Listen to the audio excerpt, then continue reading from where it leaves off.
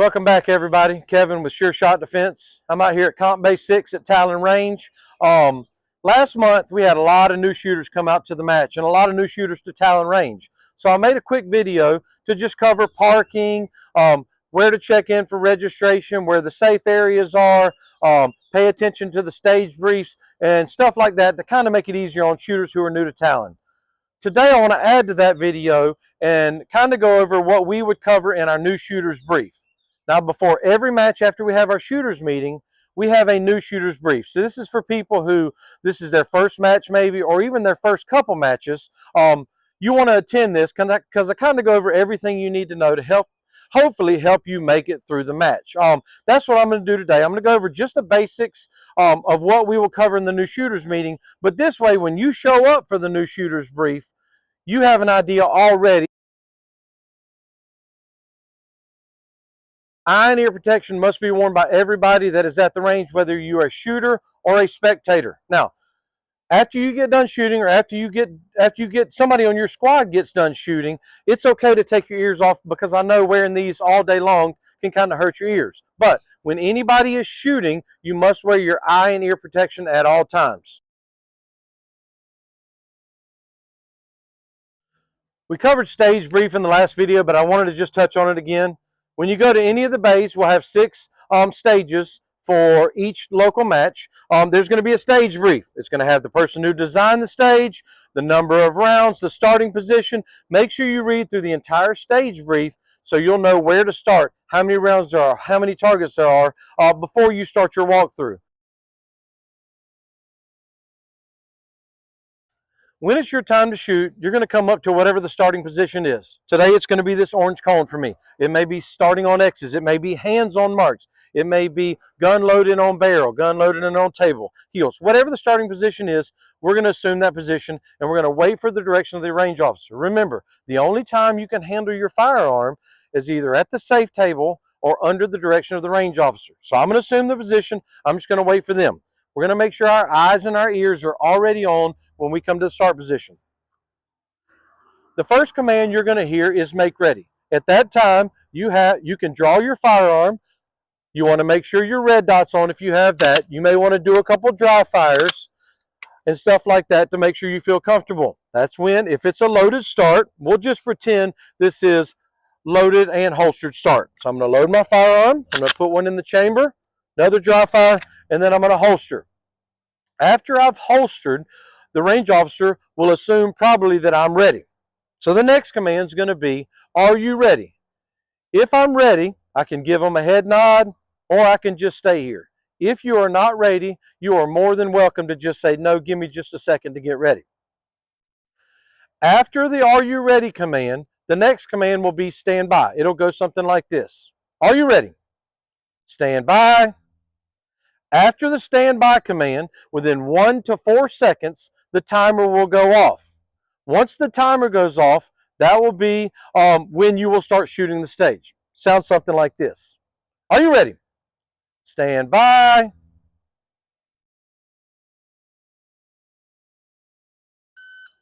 So once the timer goes off, that's when I start shooting the stage.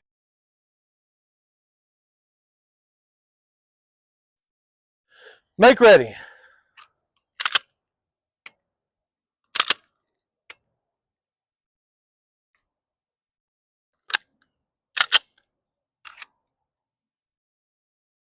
Are you ready?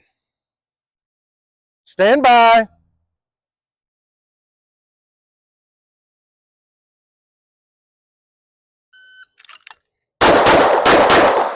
Now, after you have fired your last shot and the range officer thinks you have fired your last shot, the next command is going to be, if you are finished, unload and show clear. We're going to drop our magazine. We're going to take the round out. We're going to show the range officer that our chamber is clear. Be very wary of your muzzle at this time. Make sure when you are unloading and show clear that your muzzle is still always downrange. If you're finished, unload and show clear. If clear, hammer down and holster. When they say hammer down and holster, what you're going to do is you're going to point your firearm downrange. Don't get it above the berm. You're going to pull the trigger, and then you're going to holster up. If you have a PCC, you're going to put the chamber flag in. You know, if you have a revolver, you're going to close the cylinder. So depending on the firearm, it may be a little bit different, but overall, you're going to show the range officer clear, and then you're going to put your gun up into a safe manner. At that time, they will say range is clear, and that's when they will proceed to score and reset the stage. At any time while you're moving about the stage, if you hear the range officer yell stop, you need to stop immediately. Normally they yell the stop command if a safety violation has happened, if a range malfunction has happened, or something they need immediate attention to. So if you hear the word stop, you're going to stop immediately and wait for the range officer's command. Let's talk about shooting the course of fire. So we've read the stage brief, we know where the starting position is, you know, we've gone through all the commands, and the timer has gone off. A couple things you need to know when shooting the stage. On the ground here, I have fault lines. Every stage will either have fault lines or maybe square shooting boxes. You have to be inside of those shooting boxes or inside of the orange fault lines for your shots to count. What I mean by that is we're just going to pretend that this is the shooting, the shooting area back here. Now, if I step outside of this and I shoot rounds from here, they are not going to count. It's a penalty for shooting outside of the fault lines. So we want to make sure we were inside the orange fault lines at all time when we're shooting. Now, if you see that there's an advantage to run outside of the fault lines or run outside of a wall, that is within the rules. You are allowed to do that. Just understand you must get back inside of the fault lines before you start shooting.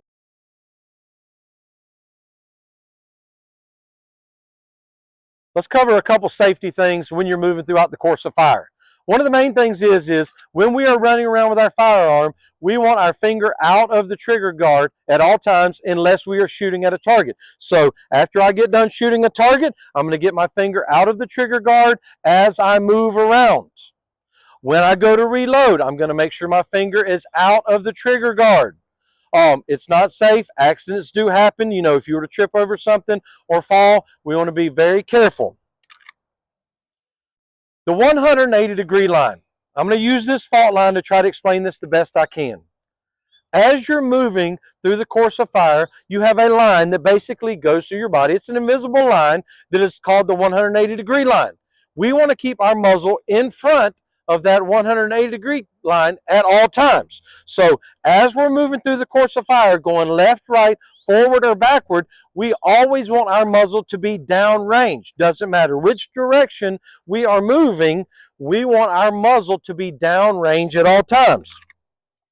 The range officer is going to keep an eye on your muzzle at all times when you're moving about. I'm going to give you a couple of examples. If I'm moving from right to left on this stage, I want to make sure my muzzle is downrange like this.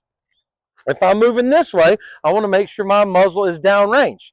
Now, just say I need to reload when I'm moving from my right to my left. Well, if I go like this and I start to reload, now my muzzle has broken the 180-degree line, and I'm going to get a disqualification. We really want to focus as we're moving on keeping our muzzle downrange at all times. Some of the stages, you will have a starting position that is up at the front of the stage as opposed to the back of the stage. In that case, you may have to retreat back uprange with a loaded firearm. This can have some safety issues if we are not careful. So I want to give you a couple tips on what you can do when retreating back uprange. My starting position is going to be at this orange cone right here.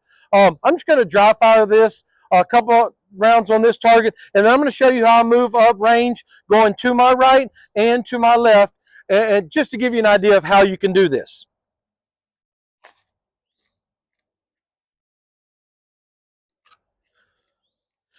When I have to turn to my right, I'm going to pull the gun over my shoulder like this. We don't want to get it low, so we sweep our arm with the muzzle. We want to keep it high above our shoulder. As I come around the barrel like this, I'm going to turn my body and then get the muzzle, keep the muzzle down range and get it on target. If I'm going to go to my left, I'm going to drag the gun like this. I'm going to pull it behind me, always keeping the muzzle down range. Now be really careful when you come over a wall or come around the barrel that you are not getting your muzzle up too early. You want to get your body turned and then pull the muzzle around like that.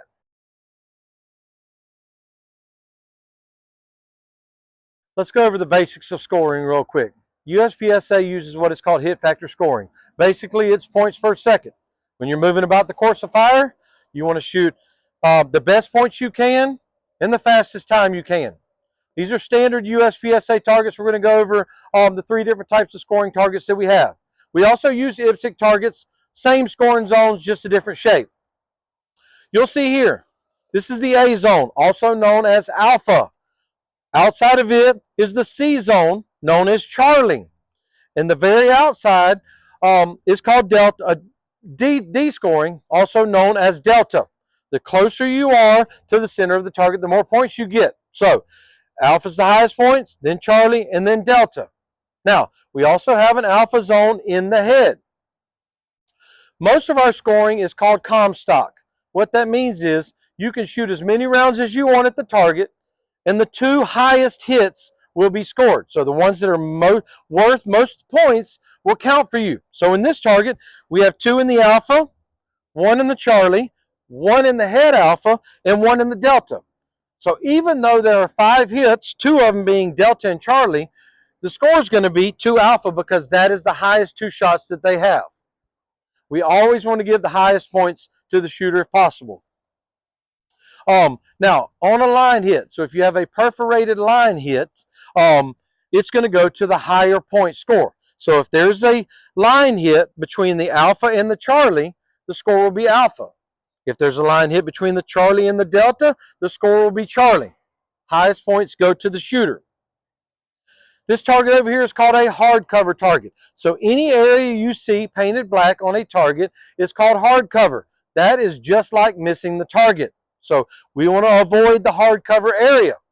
Same thing with scoring here. So we see we have an Alpha, we have a Charlie, and then we have 1 in the hard cover.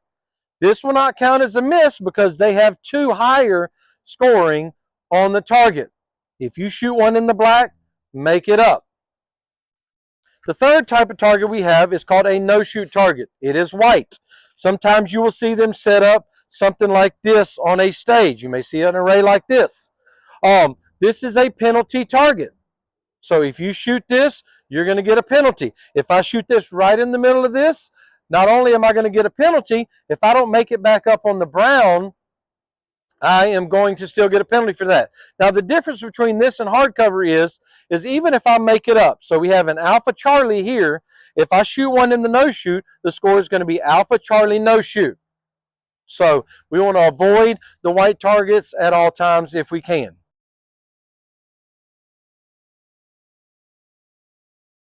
I just want to go over a couple things that I think the new shooters should probably focus on their first couple matches. The first one is have fun.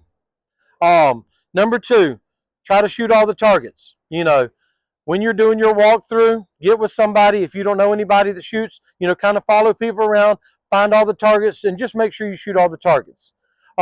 Make sure you're being safe. You're going to see some people that move really, really fast with a firearm around here. The best thing for you to do is make sure you're moving through the course of fire in a safe manner, keeping your muzzle down range, keeping your finger out of the trigger guard, and stuff like that. The speed will come the more and more that you shoot. You will get more and more comfortable moving throughout the stage and moving faster throughout the stage as you shoot this more and more. Also, help out. We have pasters. Once the targets are scored, everybody will help pace and reset the stage. This is a volunteer sport. We don't have workers that do everything for us. It's the shooters are doing all the work. So make sure you're helping out with that. Ask questions. There are a lot of shooters here that have been shooting for a long time. There's shooters here that go to big matches, state and national matches. Ask questions. That's how you learn. You know, if you're not sure of scoring, ask somebody. If you're not sure of how you should move about a course, ask somebody. Also, watch the shooters before you. Since you are a new shooter, you can let them know on your squad just to bump you to the back and watch the other shooters. You know, there'll be some stages that pretty much every shooter will shoot it the same way, and then you'll get other stages that shooters will shoot in different directions. You know, the idea is to find out how you know, with your skill set, can shoot it best. So keep an eye on the shooters as they're shooting. And other than that, just have a good time, and we'll see you at the range.